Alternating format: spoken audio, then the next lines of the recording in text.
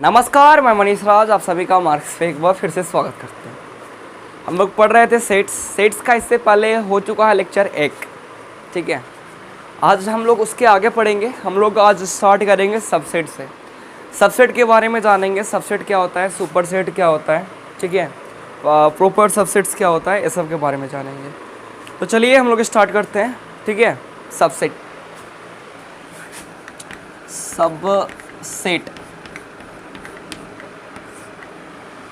हिंदी में बोलते हैं इसको हम लोग उपसमुच्चय, ठीक है। क्या बोलते हैं? उपसमुच्चय। उपसमुच्चय, चलिए इसके बारे में जानते हैं। क्या होता है उपसमुच्चय, सबसेट क्या होता है?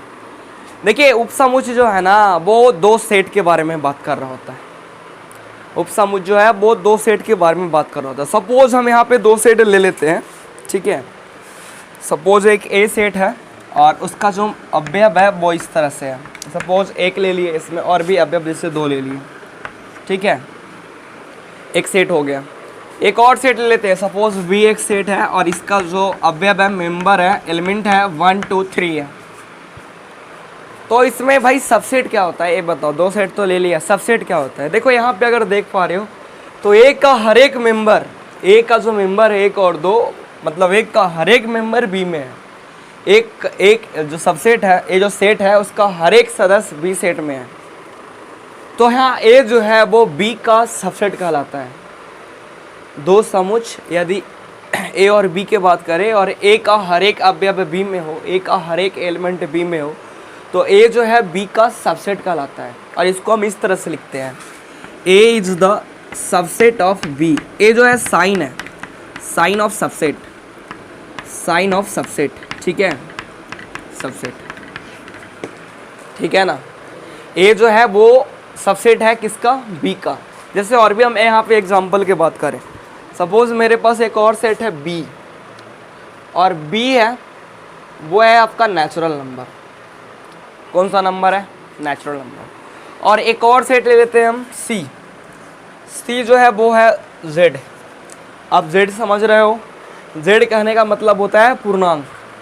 जेड है पूर्णांक। अब आप एक बार बताओ, हम अगर इस सेट की बात करें बी, तो आप बी को नेचुरल नंबर बोल रहे हो और सी को बोल रहे हो पूर्णांक, जेड जिसको पूर्णांक हम लोग बोलते हैं।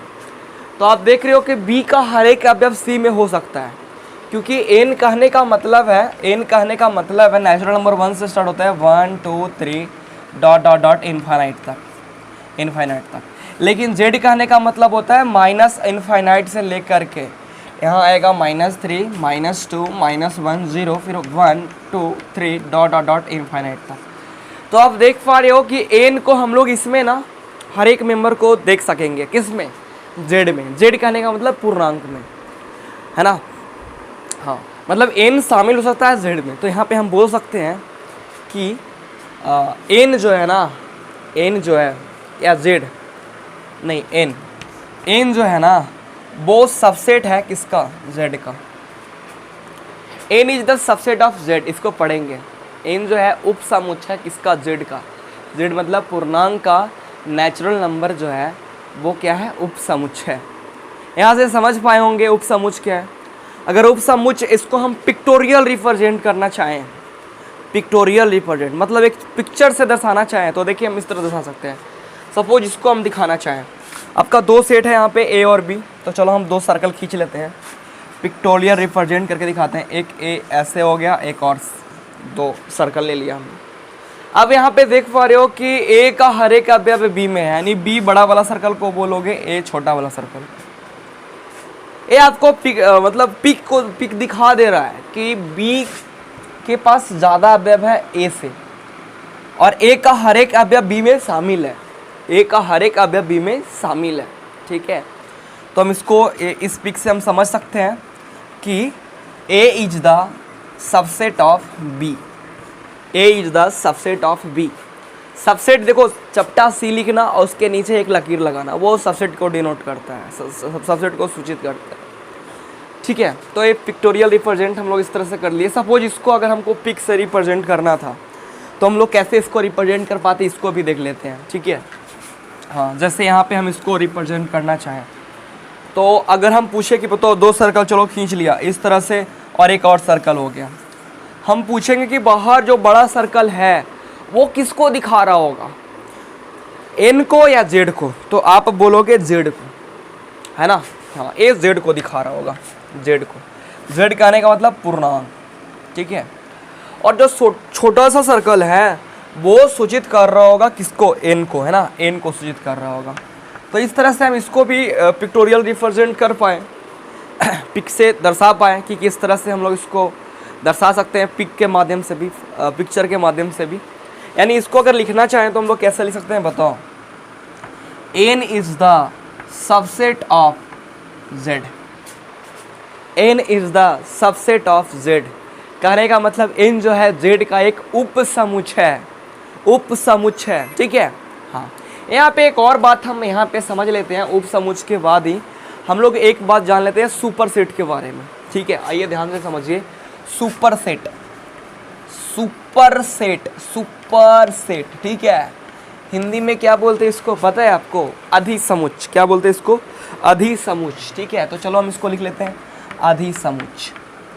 देखिए आप एक बात यहाँ पे समझिएगा कि उपसमुच्चय और अधिसमुच्चय में एकदम दोनों करीबी का रिश्तेदार है। कैसे रिश्तेदार है वे, ये हम बात कर लेते हैं। देखिए यहाँ पे अगर हम बात करें इसको क्या पढ़ेंगे, A is the subset of B, A is the subset of B, ठीक है, A is the subset of B. तो इसको हम भाई सुपरसेट किसको बोलते हैं? तो यहाँ पे हम बोल सकते हैं B is the superset of A, directly opposite, A is the subset of B, ठीक है, लेकिन B is the superset of A, उल्टा पढ़ो, है ना। हाँ, यहाँ बी जो है ए का सुपरसेट है और ए जो है बी का सबसेट है। जैसे यहाँ हम बात करें कि बताओ ये दोनों के बीच संबंध कैसा कैसा, ये दोनों के बीच संबंध एन और जेड के बीच कैसा कैसा, मतलब नेचुरल नंबर और जेड मतलब पूर्णांक के बीच संबंध कैसा है। तो आप देखो एन का हर एक मेंबर जेड के पास है, तो N is the subset of Z. Natural number जो है पूर्णांक का सबसेट है, लेकिन ये जो पूर्णांक है वो इसका सुपरसेट है। सुपरसेट कहने का मतलब अधिसमुच्चय है, ठीक है। हाँ, अधिसमुच्चय और उपसमुच्चय समझ में आया आप लोग के? नहीं आया?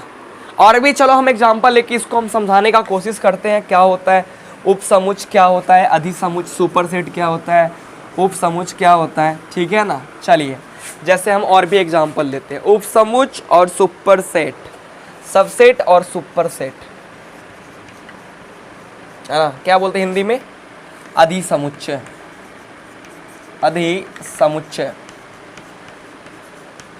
जैसे दो सेट हम और भी बात कर लेते हैं। सपोज ए एक सेट है, इसका जो अवयव है वो इस तरह से 2, 4, 6 और 8। एक और सेट है बी, और बी है 4, 6, 2, 8, 10, 12।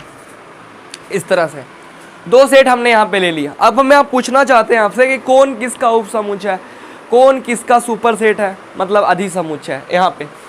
तो आप बोलोगे कि देखो भाई यहाँ ए एक सेट है, बोलेंगे हाँ जी ए एक सेट है, बी एक सेट है, बोलेंगे हाँ जी।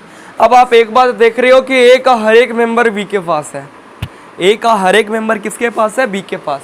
तो यदि ए का हर एक मेंबर बी के पास है तो ए जो है वो सबसेट है बी का, ए जो है वो सबसेट है बी का। इस तरह से A is the subset of B. लेकिन सुपरसेट के बारे में कहा जाए तो B is the superset of A, B is the superset of A, है ना। ए का अधिसमुच्चय है बी और बी का उपसमुच्चय है ए। क्लियर हुआ? समझ पाए? अगर समझ पाए तो चलिए अब हम नेक्स्ट पॉइंट की तरफ आगे बढ़ते हैं। नेक्स्ट पॉइंट कहने का मतलब एक इसमें सबसेट का ही बेस्ट पार्ट है। सबसेट को बेहतरीन रूप से अगर बोले तो उसको हम उचित उपसमुच्चय बोलते हैं, इंग्लिश में बोलते हैं प्रॉपर सबसेट। तो उसके बारे में भी समझ लेते हैं कि प्रॉपर सबसेट क्या होता है, ठीक है। बेस्ट नाम है सबसेट का ही, दोनों में कोई उतना चेंजिंग है नहीं, लेकिन क्या होता है उसके बारे में भी हम जान लेते हैं। थर्ड पॉइंट हम लोग जान लेते हैं प्रॉपर सबसेट।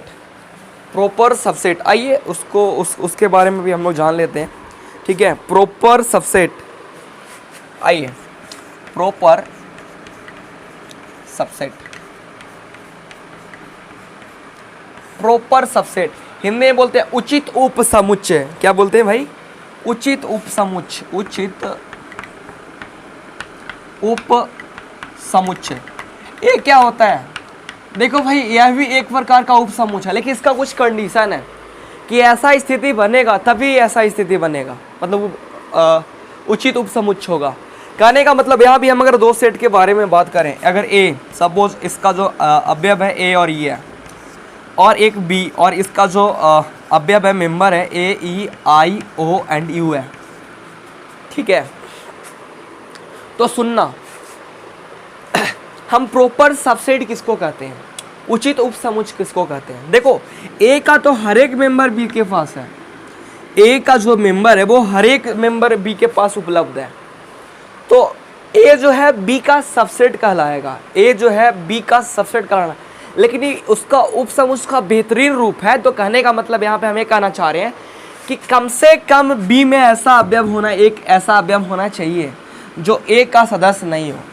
अगर इस बात से आप सहमत नहीं है या समझ में नहीं आए हो तो हम एक और एग्जांपल लेते हैं। सपोज एक सी, एक मेरे पास सेट है, इसके पास अवयव है 1, 2 और 3। एक मेरे पास डी सेट है और इसके पास अवयव है 3, 2 और 1। तो यहाँ पे अगर देखो दोनों सेट को, तो इसका हर एक अवयव इसके पास है, लेकिन इसके पास वैसा कोई भी अवयव नहीं है जो इसके पास ना हो। बाकाई आप सी को सबसेट बोल सकते हैं, subset of D, C is the subset of D बोल सकते हैं वाकई, लेकिन इसको प्रॉपर सबसेट आप नहीं बोल सकते, इसको प्रॉपर सबसेट आप नहीं बोल सकते। क्यों नहीं बोल सकते हैं प्रॉपर सबसेट? इसको इस तरह सूचित करते हैं हम लोग, एक ही मतलब चपटासी से, इस तरह से, ठीक है? इसके नीचे लकीर लगा हुआ नहीं होता है किसमें? प्रॉपर सबसेट में। यहाँ हम बोल सकते हैं A is the proper subset of B, A is the proper subset of B, A is the proper subset of B, लेकिन इसको नहीं बोल सकते। हमने क्या बोला कि दो सेट को, अगर हम दो सेट के बारे में बात करें तो इसका हर एक मेंबर इसके पास है, लेकिन इसके पास कम से कम एक मेंबर ऐसा होना चाहिए जो ए के पास ना हो। यहाँ पे देखो सी और डी दो सेट है, एक सी का हर एक मेंबर डी के पास है, लेकिन बी के पास ऐसा कोई भी अवयव नहीं है जो सी के पास, सॉरी डी के पास ऐसा कोई भी अवयव नहीं है जो सी के पास नहीं हो। तो ऐसे भी इसको हम लोग प्रॉपर सबसेट नहीं बोलते। कम से कम एक ऐसा होना चाहिए जो सी में नहीं हो, कम से कम ऐसा होना चाहिए जो ए में नहीं हो, एक अवयव ऐसा होना चाहिए जो ए में नहीं हो। तो इसको हम लोग बोलते हैं प्रॉपर सबसेट, हिंदी में उचित उपसमुच्चय। कुछ मुश्किल नहीं था, बस उपसमुच्चय का ही बेहतरीन फॉर्म था, ठीक है? हाँ, देखो भाई, अगर यहाँ पे बात करें तो भाई इसको तो आप इक्वल सेट बोल सकते हो, बोलेंगे हाँ जी, तो इक्वल सेट का उपसमुच्चय से क्या ताल्लुक है? सवाल आ सकता है मन में कि इक्वल सेट का इससे क्या ताल्लुक है, उपसमुच्चय का उपसमुच्चय से क्या ताल्लुक है? तो उसके बारे में भी हम बात कर लेते हैं। देखिएगा, कुछ मुश्किल नहीं था, समझ में आया होगा प्रॉपर सबसेट क्या होता है। अब हम यहाँ पे कुछ बात करने जा रहे हैं, देखना ध्यान से। दो सेट होता है ना, उसको हम उपसमुच्चय के मदद से भी इक्वल सेट बोल सकते हैं। बोलो कैसे भाई, कैसे बोल सकते हो उपसमुच्चय के मदद से कि दोनों जो है वो इक्वल सेट है? अगर दो सेट्स के बीच ऐसा संबंध हो, यदि ए जो है वो बराबर बी होता है, कब होता है? उपसमुच्चय से कैसे इसको आप बता सकते हो? तो देखो, ए अगर सबसेट बी का हो, ठीक है, और ए जो है सबसेट बी का हो, और बी यदि सबसेट भी ए का हो, अगर ऐसा स्थिति हो तो ए और बी जो है वो इक्वल सेट कहलाता है, बराबर समुच्चय कहलाता है। ऐसा कैसे भाई? जैसे हम यहाँ पे दो सेट के बारे में बात करते हैं। ए एक सेट है, उसके पास अवयव है 1, 2, 3। बी एक सेट है, उसके पास अवयव है 2, 3, 1। अब आप यहाँ पे अगर देखो तो ए का हर एक मेंबर बी के पास है, तो A is the subset of B, और देखो बी का हर एक मेंबर भी ए के पास है, यानी B is the subset of A. बाकाई अब देखो, इसका हर एक मेंबर इसके पास है तो बराबर समुच्चय कहलाएगा। अगर दो ऐसा समूह जिसका हर एक अवयव दोनों में एक दूसरे में मिलता जुलता हो, उसको हम लोग बराबर समुच्चय बोलते हैं, इक्वल सेट बोलते हैं। तो यहाँ पे देख रहे हैं कि इसका हर एक मेंबर इसके पास है तो उपसमुच्चय के भी पालन कर रहा है, क्योंकि इसका हर एक अवयव इसके पास है तो उपसमुच्चय का कंडीशन को फॉलो कर रहा है, तो उपसमुच्चय के भी लिए मतलब सेटिस्फाइड कर दिया, और यहाँ पे बराबर समुच्चय को भी सेटिस्फाई कर दिया, संतुष्ट कर दिया। तो हम लोग बोल सकते हैं यदि दो सेट एक दूसरे का उपसमुच्चय हो तो वहाँ पे वो दोनों जो सेट होता है, जो दोनों समुच्च होता है, वो इक्वल सेट कहलाता है, बराबर समुच्च कहलाता है। कुछ मुश्किल नहीं था। देखो ये जो साइन, यहाँ पे पता है इस साइन के बारे में कोई रन पूछना चाहता होगा तो यहाँ पे हम कुछ सिंबल के बारे में भी बात करते हैं कि जो यहाँ पे सेट्स में कुछ सिंबल वगैरह है, आप लोग जानते होंगे। ऐसे हम कुछ इसमें बात कर लेते हैं कुछ सिंबल के बारे में कि क्या किसको क्या दर्शाता है, ठीक है। सेट्स में ए जो है ना, ए इसको बोलते हैं इम्प्लाइज टू बी, इसको इम्प्लाइज, इसको बोलते हैं हिंदी में इंगित करता है, सूचित करता है। हम इसको कुछ यहाँ पे मैथमेटिक्स कुछ जो यहाँ पे है उसको हम बता देते हैं कैसे क्या किसको पढ़ते हैं हम लोग, ठीक है। हाँ, यहाँ पे सेट्स में इसका प्रयोग मिलेगा आपको, कहीं कहीं देखने को मिलेगा, ठीक है। हम यहाँ पे जैसे कुछ सिंबल के बारे में बात करेंगे तो सबसे पहले बात करने वाले हम लोग चपटा ई का, ई, ठीक है। इसको हम लोग बोलते हैं बिलोंग्स टू,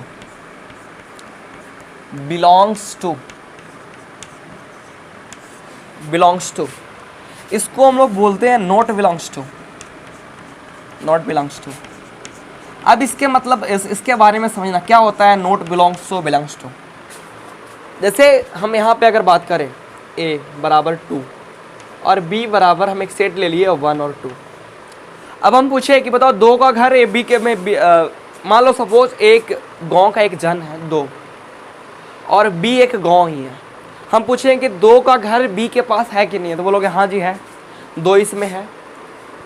तो हम यहाँ पे इस तरह से सूचित करेंगे कि a जो है वो बिलोंग्स करता है किससे, b से, a बिलोंग्स टू b, ठीक है।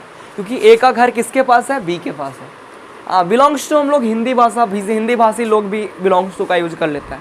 जैसे पूछते हो ना तो तुम कौन से बिलोंग्स करते हो, तो वे कौन से, तू कौन सा शहर से बिलोंग्स करते हो, पटना से, तुम कौन सा गया से, मतलब आप उस शहर के सदस्य हो, उस शहर के मेंबर हो। समझ में आया कि नहीं।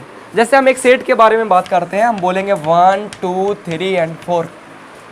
हम अगर यहाँ पे बोले कि बताओ 4, यहाँ पे हम सेट्स का नाम रखते हैं, चलो C सेट्स है, सपोज मेरे पास सेट्स का नाम रख दिया C। हम अगर सपोज पूछे कि 2 बिलोंग्स टू C, यस या नो, बोलोगे यस। हम पूछे कैसे, तो देखो 2 जो है वो C से बिलोंग्स कर रहा है क्योंकि इसका घर इसमें पड़ रहा है। वाकई सही बात है, सही में आया कि नहीं। सपोज एक बिहार है, बिहार मेरे पास एक सेट है बिहार। अब हम पटना एक इसमें ले लेते हैं सिटी, गया ले लेते हैं एक सिटी। अगर हम पूछें कि बताओ पटना जो है वो बिलोंग्स कर रहा है कि नहीं बिहार से, बोलोगे हाँ जी। अब हम अगर पूछ लें गया बिलोंग्स कर रहा है बिहार से कि नहीं, तो हाँ जी गया बिलोंग्स कर रहा है बिहार से। अगर हम यहाँ पे बॉम्बे लिख दे, बॉम्बे बिहार से बिलोंग्स कर रहा है, बोलेंगे नहीं। तो यहाँ पे कैसा साइन दोगे, तो हम ऐसे देंगे, बॉम्बे जो है ना वो बिलोंग्स नहीं करता है किससे, बिहार से। ये जो साइन है नॉट बिलोंग्स टू, ठीक है। ये जो साइन है बिलोंग्स टू, तो पटना जो है बिलोंग्स करता है बिहार से। तो इस तरह से हम लोग बिलोंग्स टू के बारे में समझ लिए कि क्या होता है। यहाँ पे यूज यहाँ पे होगा सेट्स में, तो हम लोग यहाँ पे आसानी से कर पा रहे होंगे, ठीक है। चलिए और भी, जैसे हम बात कर रहे थे और भी साइन का, जैसे हम बात कर रहे थे यहाँ पे ऐसा साइन, ऐसा, ठीक है। जैसे हम यहाँ पे A लिख दिए, यहाँ पे B लिख दिए, इसको पढ़ेंगे क्या, ठीक है। यहाँ इसको पढ़ेंगे A इम्प्लाइज B, मतलब भाई हिंदी में क्या बोलोगे, A जो है B को इंगित करता है, A जो है B को इंगित करता है। इसका मतलब होता है इंगित करता है, इम्प्लाइज मतलब इंगित करता है, सूचित करता है, ठीक है। और भी जैसे सिंबल के बारे में हम बात करें, ठीक है, ऐसे करके इस तरह से साइन हो X, तो इसको पढ़ते हैं X के लिए उल्टा भी और यूं कट मार के 4x, इसको इंग्लिश में बोलते हैं 4x। हाँ, इस तरह का साइन दिखे, उल्टा भी और कट और x, तो इसको पढ़ेंगे x के लिए, ठीक है। हाँ, एवं, अगर एवं रहा सेट्स में एवं, तो एवं के जगह पे हम लोग उल्टा भी का केवल यूज करते हैं, ठीक है। यहाँ पे जैसे हम यहाँ पे एक ले लेते हैं x बिलोंग्स टू a एवं x बिलोंग्स टू b, ऐसा लिखा हुआ रहे तो हम लोग इसको जैसे लिख सकते हैं x बिलोंग्स टू a, और ऐसे अगर साइन रहे ना तो समझिएगा कि a जो है एवं को सूचित कर रहा है और x बिलोंग्स टू b।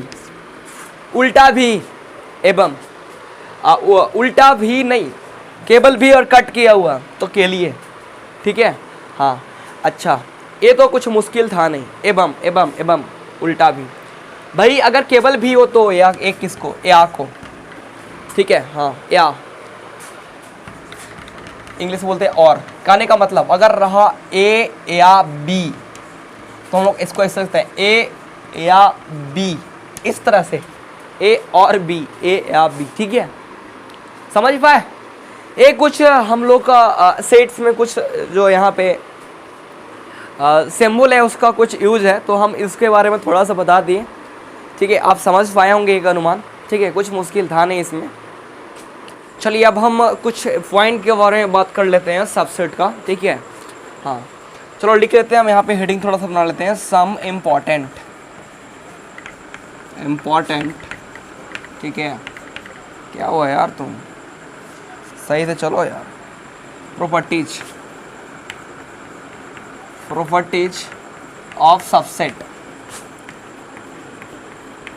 देखो इसमें हम दो महत्वपूर्ण पॉइंट जानेंगे कि जो सेट होता है, प्रत्येक सेट खुद का एक सबसेट होता है।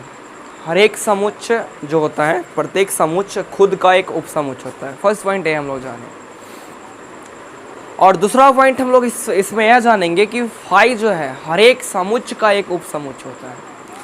फर्स्ट पॉइंट, प्रत्येक समुच्चय, ठीक है, खुद का उपसमुच्चय होता है, उपसमुच्चय होता है। ऐसा होता है वाकई हाँ।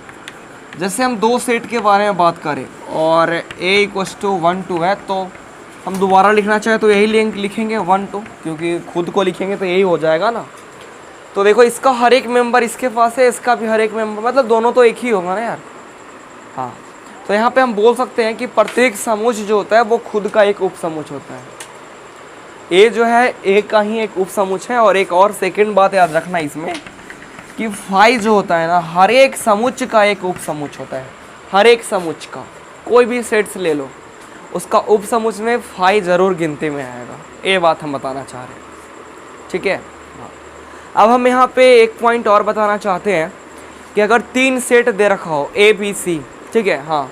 देखो हम यहाँ पे कुछ कंडीशन बताना चाहते हैं आपको, यहाँ से कुछ एक पॉइंट भी क्लियर होगा आपका, ठीक है हाँ। देखिएगा ध्यान से, जैसे 3 सेट दे रखा हो ए बी सी, 3 सेट हो ए बी और सी, और ए बी सी में ऐसा कंडीशन हो, सपोज ए जो हो वो सबसेट हो बी का, सबसेट का साइन है, और बी जो है वो सबसेट हो सी का, ठीक है। अगर ऐसा कंडीशन हो तो आपको पता होना चाहिए कि ए जो है ना, ए जो है वो सबसेट होता है सी का। यदि ए सबसेट हो बी का, बी सबसेट हो सी का, तो ए जो होता है ना वो सी का क्या होता है, सबसेट होता है। ये बातें आपको याद रखना है। अब हम इसको क्लियर करके भी दिखाते हैं, देखिएगा ध्यान से, ठीक है। यहाँ पे दे क्या रखा है, यदि ए जो है सबसेट हो बी का और बी जो है सबसेट हो सी का, यही दे रखा है ना हाँ। तो आप एक बात बताओ, यदि हाँ सबसे पहले गिवन हम जो दे रखा है उसको लिख लेते हैं। ए है सबसेट बी का, सेकेंड पॉइंट दे रखा है बी जो है सबसेट है सी का। यही हम अगर सपोज एक्स को लेकर के चलें, एक्स बिलोंग्स टू ए, हम ए मान लिए हैं, एक्स यदि बिलोंग्स करता है ए से, तो ये तो कन्फर्म है कि एक्स जो है वो बिलोंग्स करेगा बी से भी। अब बोलोगे क्यों, ऐसा क्यों बी से बिलोंग्स करेगा यदि एक्स ए से बिलोंग्स कर रहा है तो, क्योंकि ए जो है वो सबसेट है बी का, ए जो है वो सबसेट है बी का। यदि हम मान लिए कि एक्स ए से बिलोंग्स करेगा तो जायज़ है एक्स बी से भी बिलोंग्स करेगा, क्योंकि ए का हर एक मेंबर बी के पास है। सबसेट मतलब यही होता है ना, A is the subset of B, A जो है बी का उपसमुच्चय है। तो कहने का मतलब है कि ए का हर एक अवयव बी के पास है, ए का हर एक एलिमेंट बी के पास है ना हाँ। यानी एक्स बी से भी बिलोंग्स कर रहा है, क्यों, चूंकि A is the subset of B, ऐसा कंडीशन है, A is the subset of B. अच्छा यदि यहाँ पे हम ले आए एक्स बिलोंग्स टू बी, यदि हम बात करें यहाँ पे एक्स बिलोंग्स टू बी, यदि एक्स बिलोंग्स टू बी, तो हम ये भी बातें लिख सकते हैं कि बी जो है वो सबसेट है सी का, तो एक्स सी से भी बिलोंग्स करेगा कि नहीं करेगा, एक्स सी से भी बिलोंग्स करेगा। क्यों करेगा, क्योंकि बी जो है वो सबसेट है सी का, यानी बी का हर एक मेंबर सी के पास है।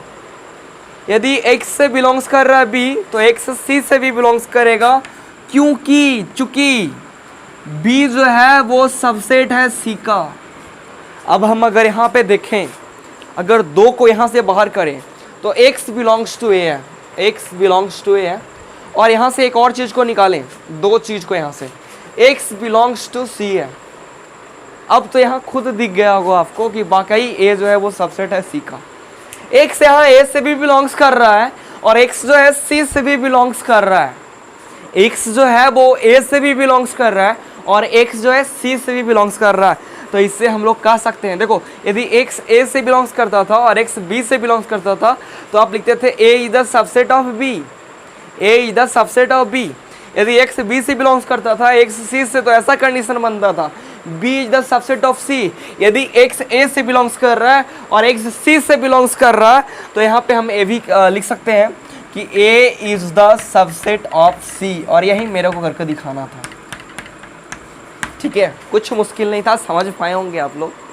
ठीक है, नहीं समझे तो फिर से सुन लो, हम इसको केवल एक बार और रिपीट कर देते हैं। यदि a is the subset of b, यदि a b का उपसमुच्चय हो, b c का उपसमुच्चय हो, तो a जो है वो c का उपसमुच्चय होता है। एक कंडीशन आपको याद रखना है। समझ पाए, कुछ मुश्किल नहीं था, बहुत आसान सा चीज़ था। हम कैसे कर पाए, इस पॉइंट को कैसे प्रूव कर पाए, ये भी आप लोग देखें, बहुत आसान सा था तरीका। ठीक है, अगर ये क्लियर हुआ तो चलो हम नेक्स्ट पॉइंट की तरफ आगे बढ़ते हैं। नेक्स्ट पॉइंट हम लोग जानेंगे इंटरवल के बारे में, इंटरवल अंतराल। ठीक है, हाँ, ये आपका जब हम वहाँ पे पढ़ा रहे होंगे लीनियर इंक्लूडिव्स, रैखिक असम का, तो वहाँ पे भी काम आने वाला है। तो इसलिए इसको बहुत ध्यान से पढ़ना कि क्या होता है रैखिक असम का, सॉरी इंटरवल क्या होता है, क्योंकि वहाँ पे भी मेरे को काम आने वाला है। तो चलो हम चाहते हैं इसको मिटाना और नेक्स्ट पॉइंट के बारे में बात करेंगे, वो होगा पॉइंट इंटरवल। किसका इंटरवल? रियल नंबर का, वास्तविक संख्या का। ठीक है, हाँ, उपसमुच्चय का अंतराल, हम इस पॉइंट के बारे में जानेंगे। ठीक है, हाँ, तो चलो हम उसको भी स्टार्ट कर लेते हैं। ठीक है, हम यहाँ पे हेडिंग बना लेते हैं, यहाँ पे झकासा लिख करके, हाँ, intervals as subset of the set R. ठीक है, चलो हम हेडिंग बना लेते हैं, इंटरवल। इंटरवल हिंदी में क्या बोलते हैं भाई? इसको हिंदी में बोलते हैं अंतराल। ध्यान से समझना, कुछ मुश्किल चीज़ नहीं है। देखो अंतराल यहाँ पे हम देखेंगे किसका? रियल नंबर का, उपसमुच्चय का अंतराल, इंटरवल। ध्यान से समझना, बहुत आसान सा चीज़ है इंटरवल।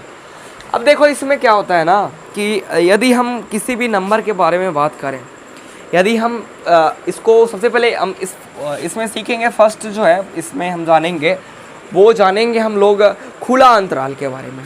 खुला अंतराल क्या है? खुला अंतराल। उसके बाद जानेंगे बंद अंतराल। देखिए,